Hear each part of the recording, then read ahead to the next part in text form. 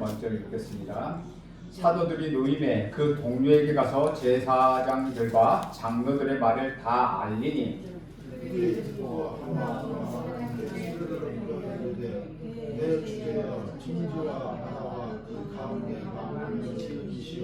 또 주의 종 우리 조상 다윗의 입을 통하여 성령으로 말씀하시기를 어찌하여 열방이 분노하며 족속들이 허사를 경영하였는고 세상의 하나님들이 이상하여 자기들이 함께 부여 주와 그의 그리스도를 대적하라 하신 이로써 과연 헤롯과 본디오 빌라도는 이방인과 이스라엘 백성과 합세하여 하나님께 기름 부으신 거룩한 종 예수를 거슬러 하나님의 권능과 뜻대로 이루려고 미련하신 그것을 행하려고 이성에 모였나이다. 주여 이제는 그들의 위협함을 굽어보시옵고 또 종들로 하여금 담대히 하나님의 말씀을 전하게 하여 주시오며 손을 내밀어 너를 낫게 하시옵고 표적과 기사가 거룩한 종 예수의 이름으로 이루어지게 하옵소서 하더라. 31절 같이 있습니다. 빌기를 다음에 모인 곳이 진동하더니 우리가 다 성령으로 충만하여 담대히 하나님의 말씀을 전하리라. 아멘. 이것은 주님의 말씀입니다. 오늘은 성령으로 기도하는 모습을 볼 수 있습니다. 그래서 성령으로 기도하다라는 제목으로 여러분과 함께 은혜를 나누려고 합니다. 우리 그리스도인들은 말씀과 기도의 사람들입니다. 말씀도 열심히 읽고 묵상하고 연구하지만 특별히 우리는 기도하는 사람들입니다. 다른 종교에도 기도는 있지만 우리는 인격적인 하나님께 기도를 드립니다. 그런데 중요한 것은 기도를 하고 있는가 하는 것입니다. 여러분은 어떻게 기도하고 계십니까? 하루 세 끼 식사 기도를 하는 것이 기도 생활의 전부라면 여러분은 기도하지 않는 것입니다. 진짜로 그것이 기도 생활의 전부라면 나머지 시간에는 도대체 무엇을 하고 지내는지 여러분 한번 살펴보아야 합니다. 꼭 해야 할 일 외에는 남는 시간을 가만히 따져보면 참 쓸데없는 일에 많이 사용하고 있다는 것이죠. 내 인생에 꼭 필요한 일, 영원한 가치를 지닌 일을 하는 것이 많지 않다는 것이죠. 그런데 기도는 영원한 가치를 지닌 일입니다. 영원하신 하나님과 대화하는 것이기 때문이라는 것입니다. 성도에게 기도를 반드시 해야 하는 의무이자 또한 엄청난 특권이라는 것이죠. 여러분 한번 생각해 보십시오. 일개 인간이 우주 만물을 만들고 지금도 이 우주를 다스리고 계시는 창조주 하나님과 대화할 수 있다는 것 얼마나 커다란 특권입니까? 혹시 여러분 중에 대통령과 직통전화를 할 수 있는 사람이 있습니까? 우리가 아무리 대통령 욕하고 감히 대통령과 직접 통화할 수 있는 특권을 가진 사람은 아무도 없다는 것입니다. 그런데 대통령이 아니라 온 우주 만물을 창조하시고 우주 만물을 다스리시는 하나님과 대화할 수 있는 특권이 주어졌다는 것, 그것이 엄청난 특권인지 우리는 알아야 된다는 것입니다. 그런데 또 기도를 부담으로 생각하는 교인들이 있다는 것이죠. 기도하더라도 인간 중심일 때가 참으로 많다는 것 또한 사실입니다. 오늘 본문은 베드로와 요한이 풀려난 다음에 모여서 다 같이 한 마음으로 기도하는 장면입니다. 초대교회 성도들이 내게 복을 주옵소서, 내 가족에게 복을 주시옵소서, 내 자녀에게 복을 주시옵소서, 또한 우리 집에 키우는 개에게도 복을 주시옵소서 라고 기도했던 모습은 나오지 않는다는 것이죠. 그들은 얼마나 많이 우리 주님께 또는 주님의 이름으로 하는지 살펴봐야 한다는 것입니다. 그들은 하나님 중심의 기도를 드리는 것 외에 다른 어떤 것도 생각하지 않았습니다. 그런데 우리들의 기도는 어떻습니까? 대부분 자기중심적이고 주된 핵심 단어가 바로 나라는 것이죠. 그런데 그나마 그런 기도를 잘 하지도 않는다는 것입니다. 우리가 당연히 해야 할 기도 중에 건강이 있습니다. 건강하게 해 주십시오라고 기도합니다. 그런데 건강한 다음에 무엇을 해야 할지를 기도하지 않는다는 것이죠. 건강한 다음에 못된 짓을 하면 아무런 소용이 없지 않습니까? 또한 기도했는데 계속 아프면 어떻게 할 것입니까? 사업 잘 되게 해주십시오. 직장 생활을 잘하게 하옵소서. 좋은 대학에 들어가게 해주십시오. 좋은 직장에 들어가게 해주십시오. 우리 자녀가 잘 되게 해주십시오. 잘 되면 어떻게 할 것이고 또 안 되면 어떻게 할 것입니까? 우리는 좀 생각하면서 기도할 필요가 있다는 것이죠. 나의 기도의 제목이 도대체 하나님과 무슨 상관이 있는 것입니까? 이 기도 제목이 이루어지면 그것이 하나님과 무슨 상관이 있는가를 따져 보아야 한다는 것입니다. 그래서 우리들의 가치관이 완전하신 하나님 중심으로 바뀌지 않는다면 우리는 계속해서 자기중심적인 기도를 할 수밖에 없다는 것이죠. 사업이 잘 되고 돈을 많이 벌고 해달라고 기도할 수 있습니다. 그런데 사업이 잘 되고 돈을 많이 벌지만 하나님을 떠나버리면 그것이 무슨 소용이 있겠습니까? 오늘 초대교회 성도들은 어떻게 기도했습니까? 23절, 24절을 보면 이렇게 기록하고 있습니다. 사도들이 노임에 그 동료에게 가서 제사장들과 장로들의 말을 다 알리니 그들이 듣고 한 마음으로 하나님께 소리를 높여 이르되 대주제여 천지와 바다와 그 가운데 만물을 지으신 이시요 라고 말하고 있습니다.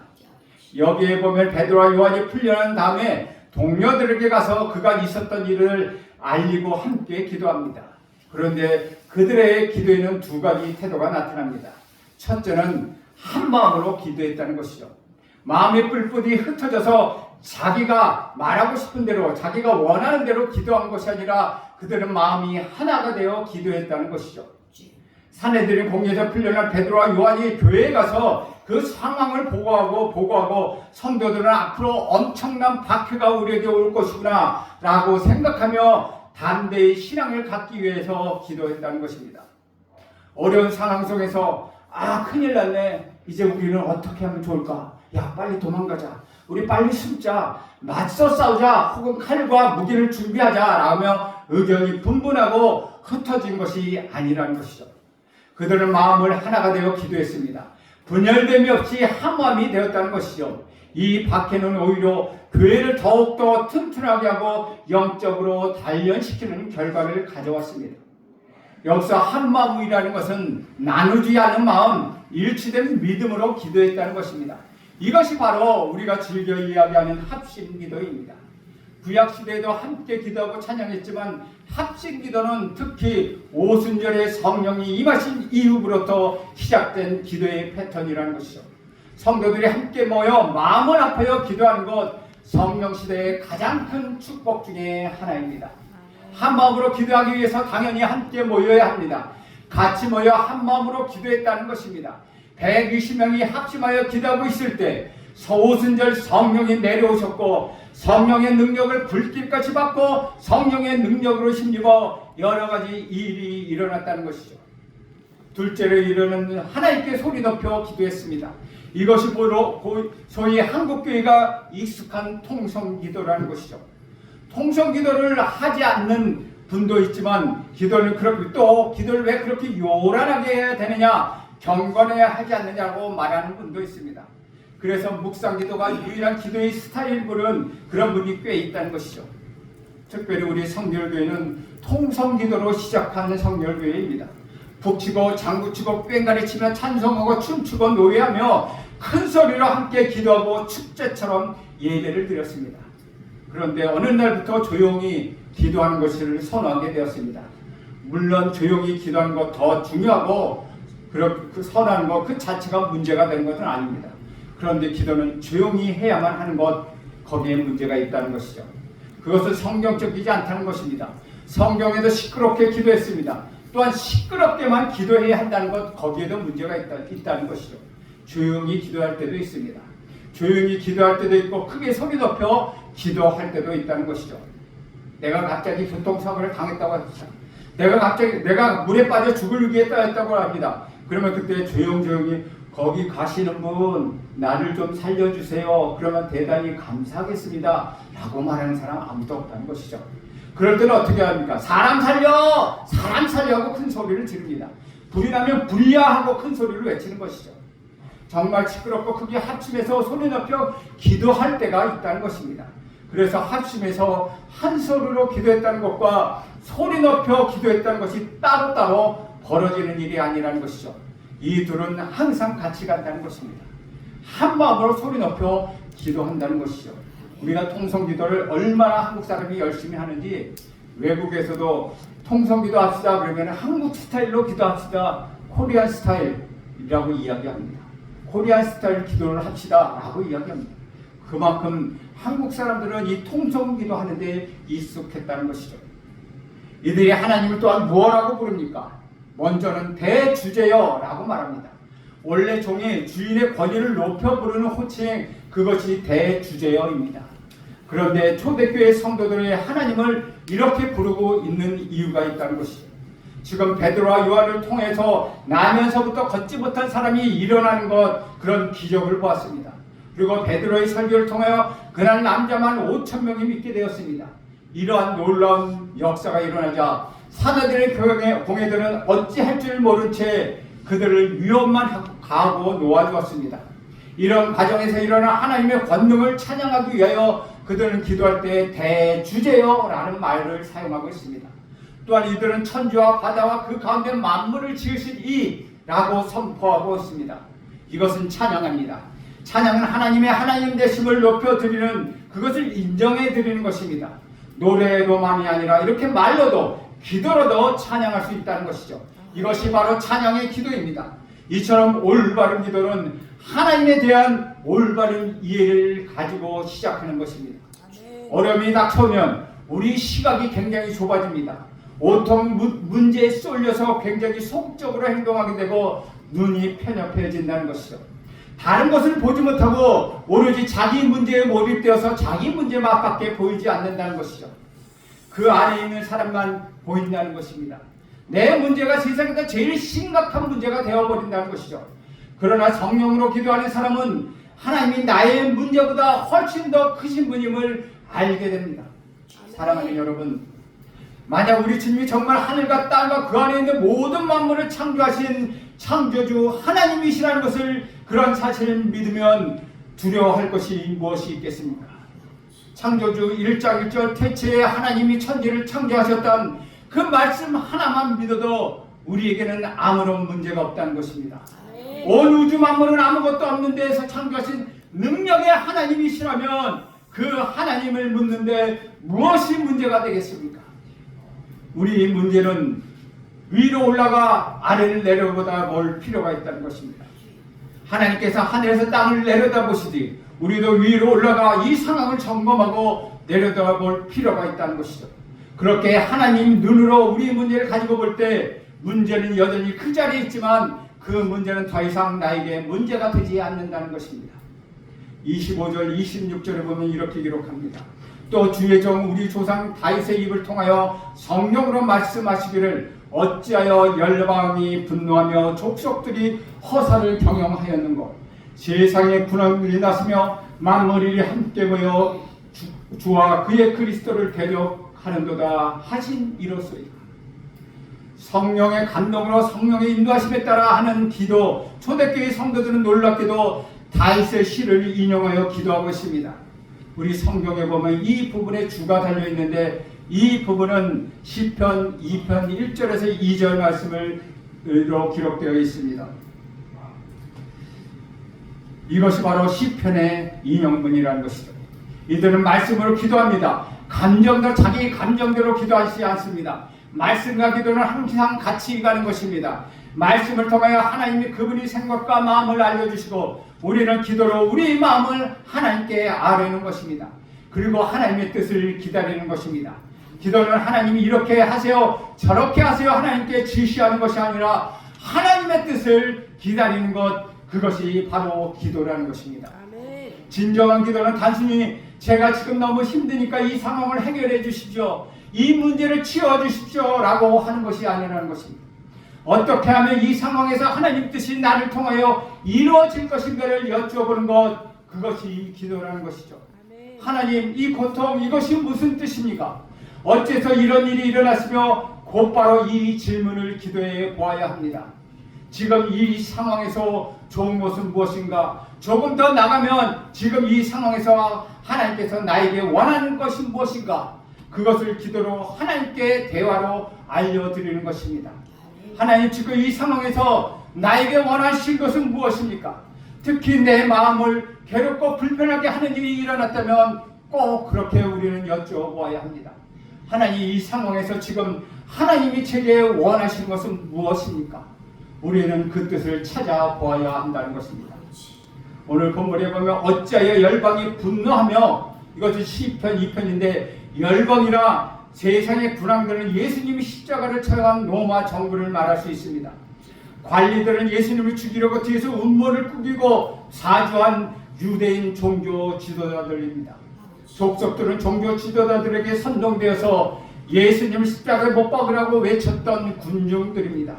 이들이 전부 한편이 되어 주와 그의 그리스도, 즉 하나님과 그분의 그리스도 메시아이신 우리 구주 예수 그리스도를 대적했다는 것입니다. 이것이 시편 2편입니다. 그러니까 약 지금 100년 전에, 이것이 100년 전에 이미 예언됐다는 것이죠. 이때와 이 시편이 씌어졌던 때는 약 1000년의 차이가 나고 있습니다. 그러니까 이미 1000년 전에 이미 이것을 예언했다는 것입니다.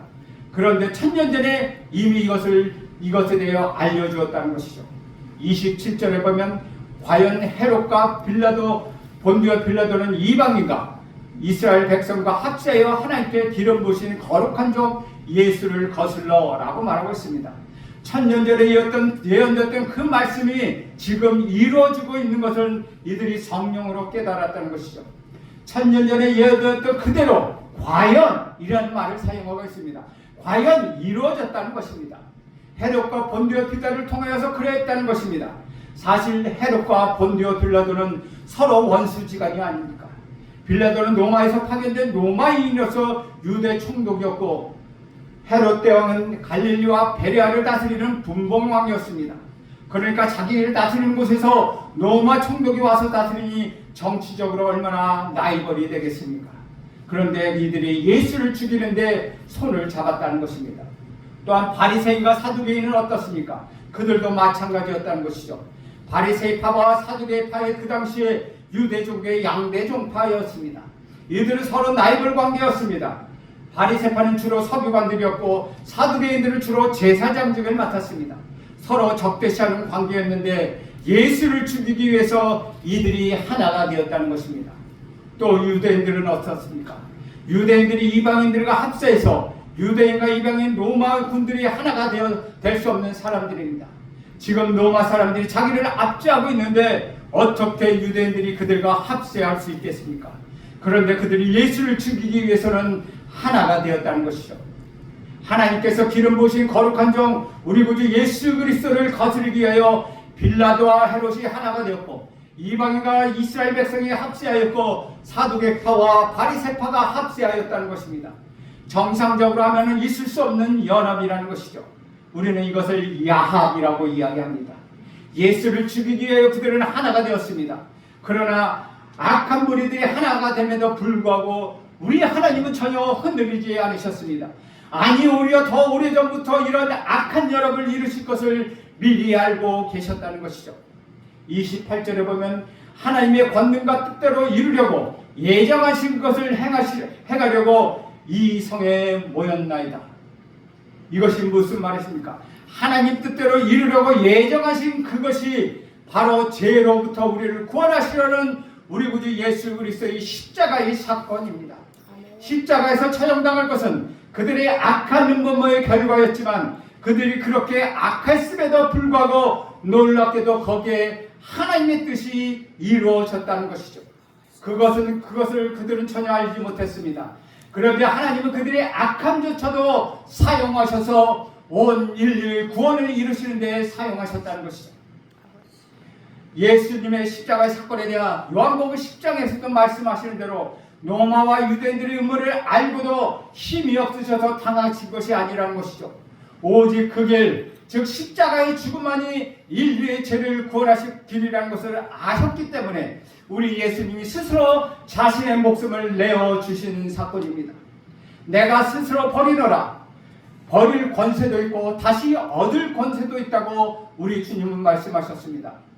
결국 하나님 아버지의 뜻을 이루기 위하여 우리 예수님 자신을 내어주셨다는 것입니다. 초대교회 성도들은 자신들을 박해하는 세력들이 예수님을 못 박은 자들이고 자신들의 고난이 예수님의 고난에 동참하는 것임을 그들은 알고 있었습니다. 그래서 핍박을 당하여도 낭망하지 않고 오히려 영광스럽고 감사하게 생각했습니다. 그들은 감사하고 자랑스럽게 기쁘게 생각하며 하나님이 이 고난을 없애 주십시오라고는 기도하지 않았다는 것이죠. 그러면 뭐라고 기도합니까? 그들의 기도를 크게 세 가지로 나눌 수 있습니다. 먼저 29절에 읽으면 이렇게 기도합니다. 주여, 이제도 그들의 위협함을 굽어 보시옵고 또 종들로 하여금 담대히 하나님의 말씀을 전하게 하여 주시오며, 첫 번째는 그들을 위협함을 굽어 보시옵소서라고 기도합니다. 지금 이 생각을 심각하게 잘 봐주시죠 라고 말하고 있는 것입니다. 지금 박해를 당해 박해를 약하게 해달라고 하는 것이 아니라 핍박하는 악한 자를 떠나 해쳐달라고 기도하는 것도 아닙니다. 오히려 하나님 나라의 총사령하신 하나님께서 이 상황을 잘 살펴보시고 이들이 핍박에 맞설 수 있는 능력과 지혜를 달라고 그들은 기도하고 있다는 것이죠. 지금 영적 전투에서 적의 공격이 굉장히 강하지만 우리는 물러설 생각이 없습니다. 그러니 더 확실하고 더 많은 지원을 해주십시오 라고 지금 기도하고 있다는 것입니다. 사도는 이렇게 힘든 상황, 어떻게 될지 모르는 박해 상황에 처해 있으면서도 자신의 상황을 바꿔달라거나 그것을 쉽게 해달라고 그렇게 말씀하지 않았다는 것입니다. 오히려 이 상황을 뚫고 나가 승리할 수 있는 능력을 구한 것입니다. 그들은 도망가지 않았습니다. 이겨내게 해달라고 기도한 것입니다. 보통 우리는 어려움에 닥쳐오면 어떻게 합니까? 이 어려움을 해결해 주십시오. 이것을 치워주십시오 라고 기도합니다. 꼭 나쁘거나 잘못된 기도는 아닙니다. 그러나 거기에 머무르지 말고 한 걸음 더 나가서 이것을 뚫고 나갈 지혜와 능력을 주십시오 라고 우리는 기도해야 한다는 것입니다. 둘째, 초대교회 성도들은 하나님의 말씀을 전하도록 기도했다는 것입니다. 그러나 핍박을 견디는 정도가 아니라 핍박이 강해지면 강해질수록 오히려 더욱더 말씀으로 강력하게 맞설 수 있도록 그들은 기도했습니다. 에베소서 6장에 보면 우리의 전쟁은 영적 전쟁에서 유일한 공격의 무기는 성령의 검, 즉 말씀입니다. 다른 것들은 다 방어하는 데 사용하는 무기입니다. 그런데 성령의 검, 말씀은 하나님이 주신 공격 무기입니다. 결국 내 말이 아니라 하나님 말씀을 전해야 한다는 것입니다. 특별히 그들은 담대히 하나님 말씀을 전할 수 있도록 기도했다는 것입니다. 셋째, 그들은 주님의 능력을 구했습니다. 30절에 보면 손을 내밀어 병을 낫게 하시옵고 표적과 기사가 거룩한 종 예수의 이름으로 이루어지게 하옵소서라고 기도했다는 것이죠. 첫째, 하나는 저들이 위협하는 이 상황을 굽어 살펴주시죠 라고 기도했습니다. 둘째는 우리가 담대히 하나님 말씀을 전하게 해주시죠 라고 기도했습니다. 이것은 말씀대로 살면서 전하게 해달라는 것입니다. 그리고 이제 셋째는 주님의 능력을 보여주십시오 라고 기도합니다. 나면서부터 걷지 못했던 사람이 치유를 받았습니다. 이 기적을 통해 남자만 5,000명, 그러니까 수만 명이 되는 영혼 구원을 받는 일이 이루어졌습니다. 그런데 교회가 처음 생겼던 그 당시에 하나님의 능력을 이처럼 모든 사람이 볼 수 있게 선포하는 기적의 사건들은 계속해서 필요했다는 것이죠. 그래서 주님, 기적의 능력을 보여주십시오 라고 기도하고 있다는 것입니다. 이 세상을 지배하고 있는 어둠의 세력과 싸워서 이길 수 있는 것은 우리의 학벌이나 우리의 지식이나 우리의 경험이나 우리의 이성이 아니라 결국 하늘로부터 내려오는 하나님의 능력이라는 것입니다. 이 능력이 여기 사도행전에서는 병 고친 것과 표적과 기사로 나타납니다.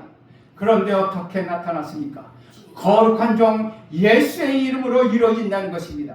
손을 펴면 능력이 나가고 자기가 했다는 것이 아니라는 것이죠. 예수의 능력으로 모든 것이 나타났다는 것입니다. 어떤 기도의 응답이 이루어지면 내가 세게 기도했던 것이 아니라 예수 그리스도의 이름의 능력으로 기적이 일어났다고 그들은 선포하는 것입니다. 31절에 보면 빌기를 타며 모인 것이 진동하더니 우리가 다 성령이 충만하여 담대히 말씀을 전하니라. 그들의 기도이 끝남과 동시에 그들이 모였던 것이 진동했다는 것입니다. 지진이 일어났다는 것입니다. 오순절 성령이 임하는 것처럼 그것이 흔들리고 그것에 진동감이 있었다는 것이죠. 여기서 진동한다는 것은 바다에서 큰 파도가 몰아치는 모습을 진동한다는 단어, 헬라의 단어의 의미입니다. 주 안에서 사랑하는 여러분, 기도를 통해 온 천지 대주제이신 우리 하나님께서 자신들과 함께 계심을 확신하고 그 기도를 통하여 하나님께서 하나님께 자신의 삶을 완전히 맡긴 성도들의 삶 속에 어떻게 이런 은혜의 파도, 능력의 파도가 일어나지 않겠습니까? 바로 이것이 역사가 일어난 것입니다. 그렇게 되니까 정말 그들이 기도한 대로 성령이 충만하여 담대히 하나님의 말씀을 전하게 되었다는 것이죠. 입으로도 전하고 그 전하는 말씀이 그들의 삶을 통하여 뒷받침하게 되었다는 것입니다. 그러나 우리는 잊지 말아야 할 것이 있습니다. 그들이 기도했다고 해서 그들을 둘러싸고 있는 가난과 위협과 고난과 고통이 사라진 것은 아니라는 것이죠.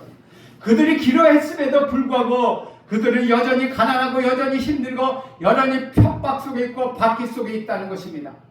한 마음으로 기도했지만 그들을 위협했던 대적들은 여전히 거기서 살기 등등했다는 것이죠.